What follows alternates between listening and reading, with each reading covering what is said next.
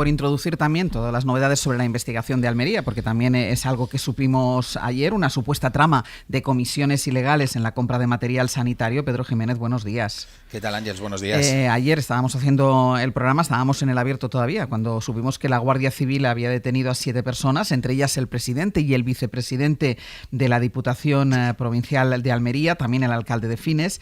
En el caso está también involucrado el ex vicepresidente de la Diputación, que ya detuvieron en 2021. Este hombre es el sobrino del alcalde detenido ahora, el alcalde de Fines, y a este alcalde lo pillaron ya entonces recogiendo 120.000 euros en efectivo, que su sobrino, es que además todo es tan cutre, que su sobrino había ocultado en la funda de una almohada. La investigación empezó por el amaño de contratos de mascarillas, pero empezó por ahí. Pero hay más, Pedro.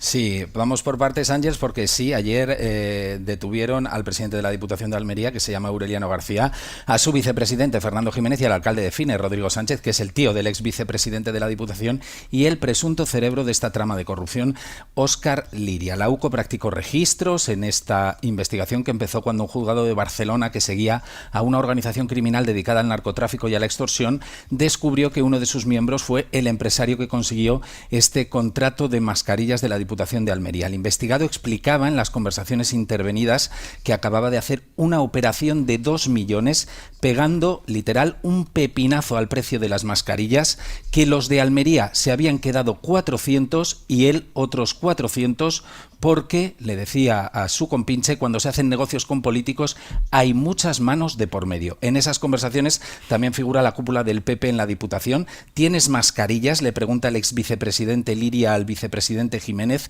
que le dice que su prima de la farmacia puede tener, a lo que el primero responde: tu polla no para de maquinar. El presunto botín del que hablamos, 400.000 euros en comisiones solo por este contrato de mascarillas, se blanqueó según el sumario con la compra de coches, casas y hasta una administración de lotería. En esta segunda fase se investigan ahora, Ángeles, más amaños, otros 390.000 euros por 13 contratos públicos.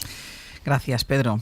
A vosotros. La competición entre los dos grandes partidos también va en cuanto al lenguaje, en cuanto a lo gañanes que pueden llegar a ser los unos y los otros. Edu, y decía Cristina, al final esto lo que va haciendo pues sí, es un hito más, pero un hito más basado en realidades, no es un hito más, no, basado en realidades, y esto al final a quien acaba dando de comer es a la ultraderecha. Sí, yo creo que Joan y Cristina apuntan bien ahí, porque si los casi 50 millones de españoles hubiesen escuchado la sesión de control hoy, pues seguramente la energía electoral iría en la dirección que Joan y Cristina señalan, ¿no? Que está detrás de los procesos de si lo institucionalizado y sistémico de la gobernanza democrática no funciona y termina así, busquemos una alternativa fuera de los marcos de lo institucionalizado sistémico de la gobernanza democrática. Claro. Y esas alternativas aparecen en muchos países que son distintos en cuanto a características centrales, condiciones económicas, niveles de desarrollo, pero que tienen fenómenos políticos muy parecidos. Lo hemos visto en Brasil hace unos años, lo vemos en Estados Unidos, Francia, Italia, Alemania, Países Bajos, España, ahora con una subida significativa en las encuestas de un partido que es el que dirige el señor Santiago Abascal, que es Vox, y que está disparado en muchas encuestas, ¿no? Intuyo que ahí hay un cansancio que opera y que tiene que ver con el propio desgaste que la política institucionalizada genera hacia sí misma, ¿no? La sesión de control de hoy puede ser en ese sentido un buen ejemplo. Esperemos que en el recorrido que le queda a la legislatura esto corrija. Soy pesimista en eso, porque es verdad que el nivel de ruido y de polarización que ha alcanzado esta legislatura, en fin, es difícil encontrar un precedente en todo el recorrido democrático anterior, pero, en fin, nos va un poco la vida en ello, en el sentido de evitar un colapso del sistema democrático por un accidente electoral de un partido que llegue y que diga que esto de la democracia es un exceso que, en fin, ha llegado a su fin este experimento fallido y que conviene encontrar un camino distinto. El caso de Almería impacta además directamente en el PP de Andalucía, es decir, la persona detenida, el presidente de la Diputación de Almería, era también presidente del partido allí. Ayer le preguntaba al jefe de contenidos de Radio Sevilla, a Diego Suárez, si es un personaje importante dentro del Partido Popular, y es evidente que sí, y esto es un nuevo golpe para el Partido Popular en esa comunidad que tiene elecciones a la vista. Radio Sevilla, Diego Suárez, buenos días. Buenos días. Porque claro, hay que recordar que Moreno Bonilla arrastra todavía la crisis por los cribados del cáncer. Y ahora le estalla este caso de corrupción en el PP de Almería. Insisto, tiene las elecciones en unos meses. Sí, en la primavera del 26, pero es el otoño el que se le está atragantando a Moreno Bonilla con el escándalo de los cribados. Como dices, Ángels, hoy publican los periódicos del Grupo Joly que un 76% de los andaluces lo consideran grave o muy grave.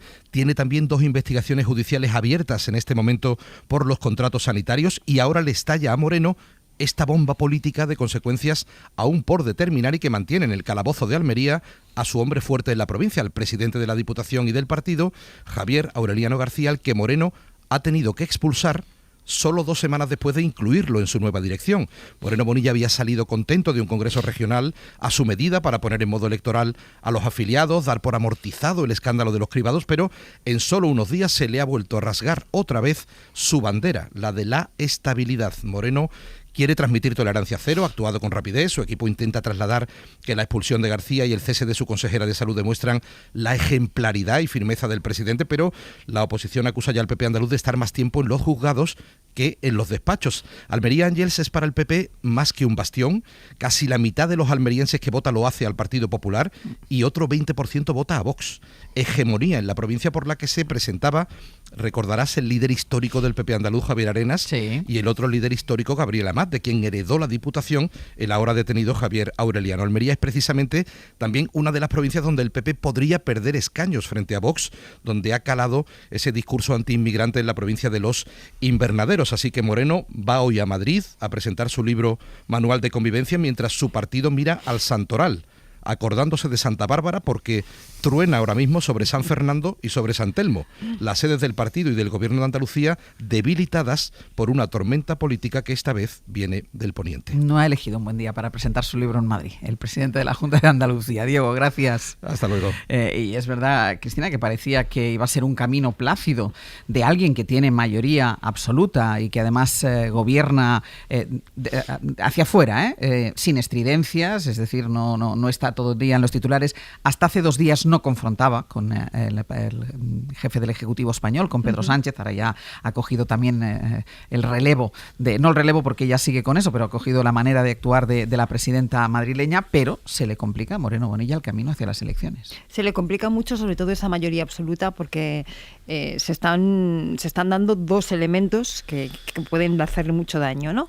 El primero, para mí, absolutamente fundamental, el tema de los cribados. Bueno, hemos visto la encuesta del Grupo Joly que contaba ahora. Efectivamente, el 76% lo considera muy grave, ¿no? Y entonces aquí uno se acuerda de esa máxima que dice que cuando la administración funciona bien, quizá no dé votos al partido que gobierna, pero cuando funciona mal, se los quita. Eso es así. Y efectivamente aquí vamos a ver cómo, además en un asunto tan sensible como es el de la salud y en un asunto tan sensible como son las pruebas diagnósticas del cáncer. Y por otro lado, ahora también se añade una segunda línea, que es esto que tiene que ver con la corrupción. Una corrupción que además se vuelve a dar, o volvemos a saber que se dio en los peores años de la pandemia. O sea, yo insisto mucho con todo lo que tiene que ver con los asuntos relacionados con las mascarillas, ¿no? Porque claro, eran momentos en los que estaba muriendo la gente a centenares, en los que mucha gente en la administración pública estaba dejándose la piel para poder gestionar los mínimos, en los que se rebajaron los controles para permitir que se pudiera contratar con cierta celeridad y gestionar suministros que eran imprescindibles en ese momento. Y en ese contexto, pues hubo quien, presuntamente siempre, pero hubo quien hizo el agosto, ¿no? Entonces, es especialmente doloroso. Todas las corrupciones son tremendas, por supuesto, pero una que se da en esas circunstancias yo creo que tiene un especial impacto en la opinión pública. Mira, déjame que haga una pausa, porque precisamente ayer, cuando estalló el caso de Almería y volvimos, caso mascarillas, dijimos, otra vez con las mascarillas.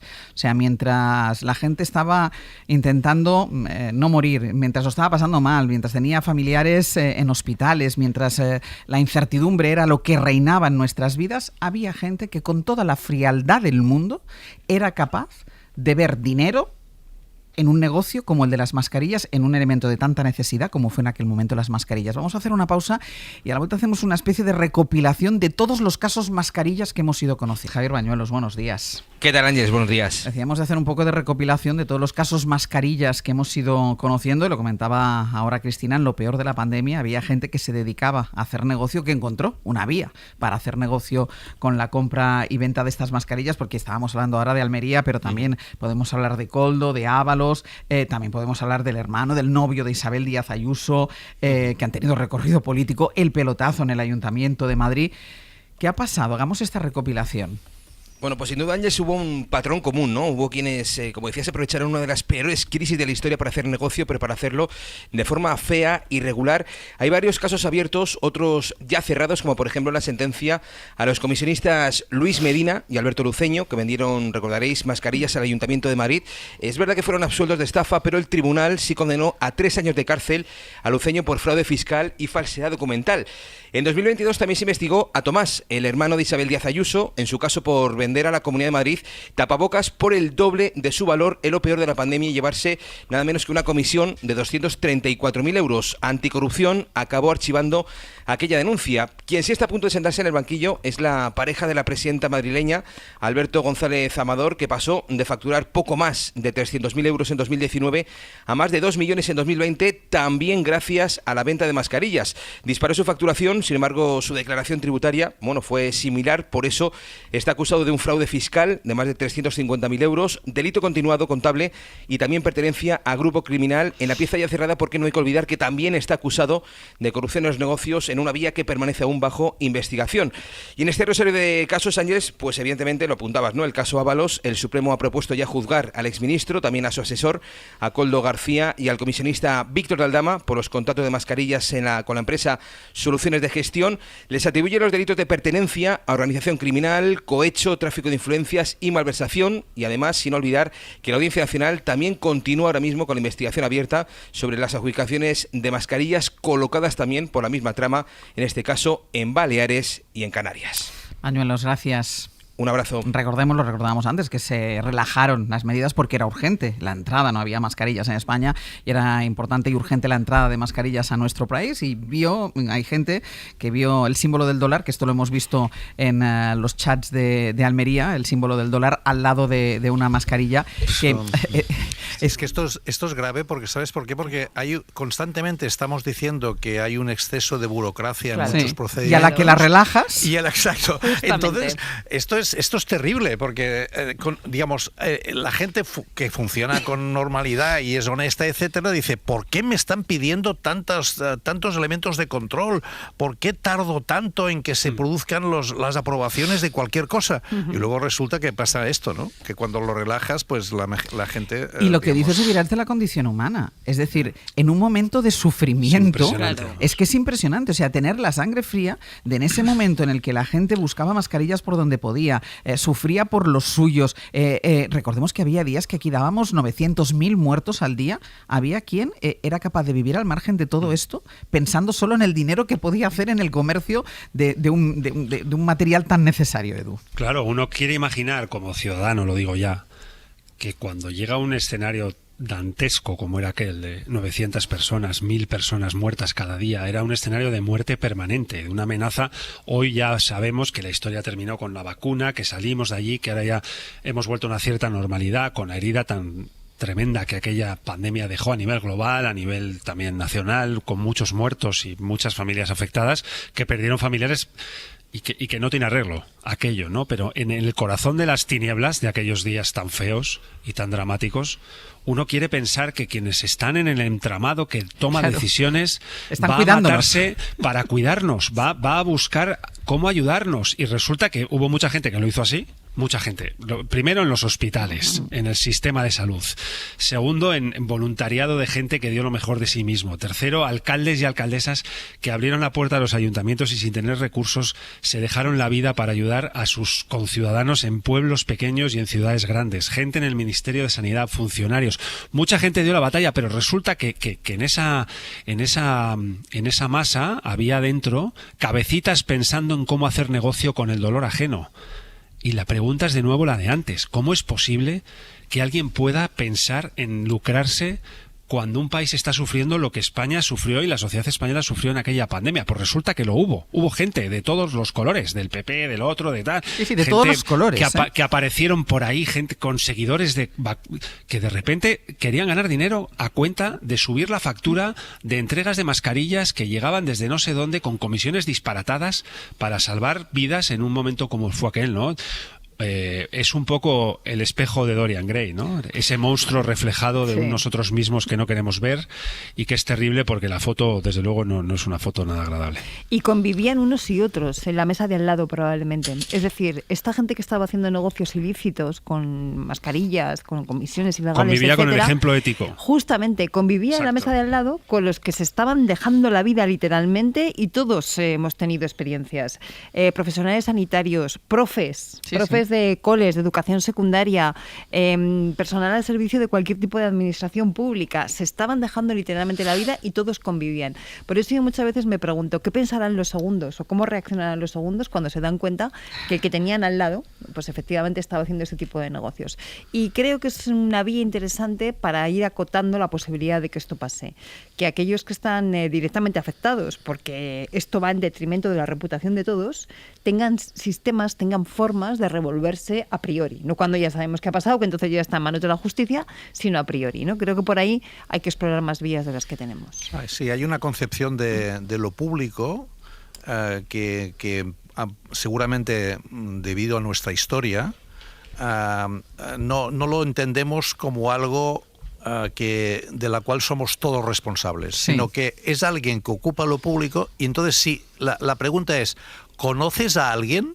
O sea, la pregunta es, ¿conoces a alguien? ¿Conoces a alguien? Sí. Exacto, ¿conoces a alguien para que yo me pueda? Y entonces a partir de ahí ya toda tipo... Entonces esa idea de que lo público no es algo, digamos, de lo cual somos todos partes, sino que es alguien que en un momento determinado ocupa una posición que es posible que te aproveche para cualquier cosa. Eso yo creo que es un tema que es grave, y si no somos capaces digamos, de modificar algo que tiene unas raíces históricas y que tiene que ver con esa concepción, pues y no castigamos muy severamente a aquellos que se han aprovechado, no genera la ejemplaridad suficiente como para que vayamos cambiando el sistema, ¿no? La manera de entender el sistema, ¿no? Es tan gráfica esta pregunta de entrada, ¿no? ¿Conoces a alguien? Sí, o sea, es que ¿cuántas conversaciones no empiezan así? ¿Conoces a alguien?